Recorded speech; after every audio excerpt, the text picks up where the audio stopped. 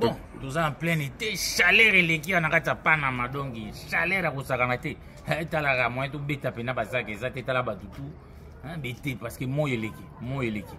Mais malgré tous en été, toujours l'on a des très près maramouzo salman à Washington. Et ça journée mon copain historique. D'ailleurs toujours c'est là, bah soir à l'élo. Après 20h, photo kende ko sable ba champagne ko bailler pour bitumanabi sur aboutir.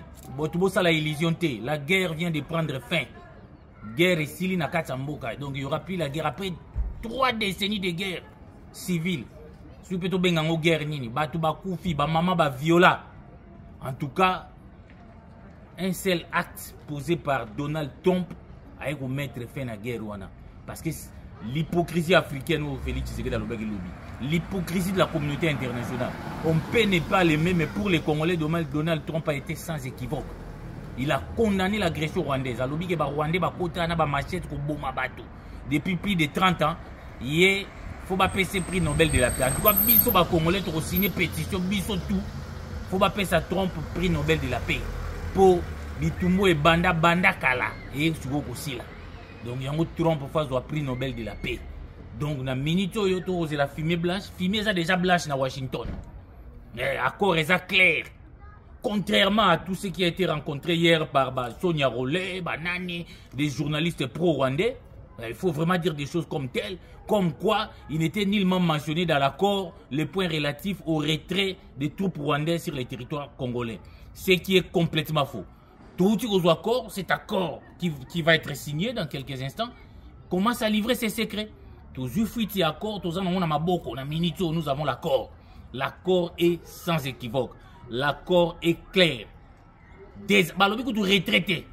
Donc j'utilise bien le terme. On dit désengagement des troupes rwandaises sur les territoires congolais.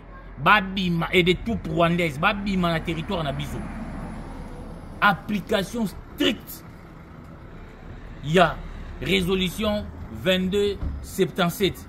Il y a Conseil de sécurité des Nations Unies. Où ils ont non seulement les troupes rwandaises Babima, mais Babiloko wana to yoka ba M23 ba AFC na mukonzi na bango Kabila. Ils doivent quitter notre territoire.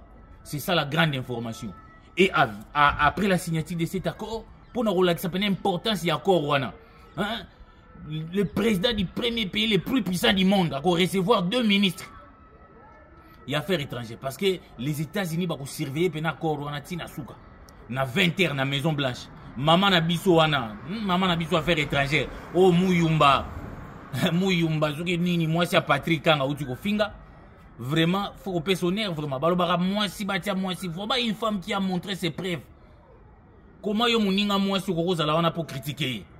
En tout cas, tu évites ce que ça kindoki. Pourquoi alobi que Kabila n'est pas concerné, Kabila za ni chef rebelle à l'autre côté. Alobi que ya za na FCT. Il est patron à la FCT, à Ebiga Guinée qu'on consulter. Si vous avez intégré un accord sur base de quoi? Il est clairement montré que c'est une agression rwandaise. La FCLM 23, c'est une fabrication locale. Si vous Kabila va associer à Maramounini, il ne sait pas s'assumer lui-même qu'il y a Chafon, il y a M23. Alors, ce qui est ministre des Affaires étrangères, qui suit la politique du président de la République, à l'oubli que Kabila a concerné, il faut fingaï. Hein, Maman Mouyumba, vraiment un peu de politesse, même s'il y a des divergences. Cette dame mérite quand même la considération de toutes les dames. Elle vient de faire la fierté de toutes les dames de la République démocratique du Congo. Alingo Latsake, moi si faut pas payer confiance. Chaque fois pas payer confiance, tout le monde Moussa la sali, Rwandais, une diplomatie à la Molotov. Ils ont jeté le dossier, ils ont belé dans le monde. Ils ont dit que la Maison Blanche, ils ont levé le dossier à Congo.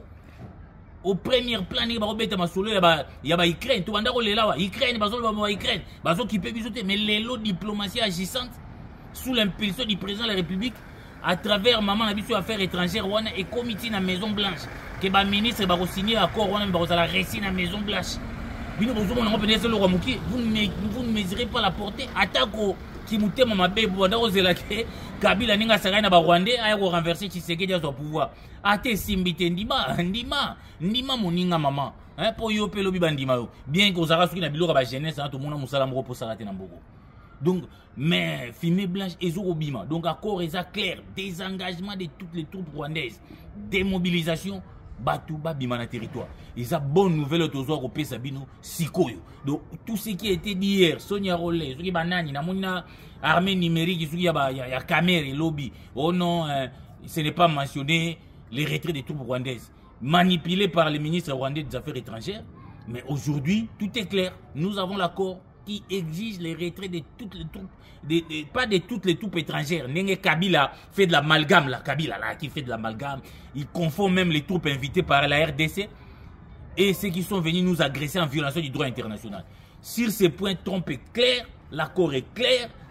Les troupes non invitées, les Rwandais particulièrement, doivent quitter notre territoire national. Désengagement total.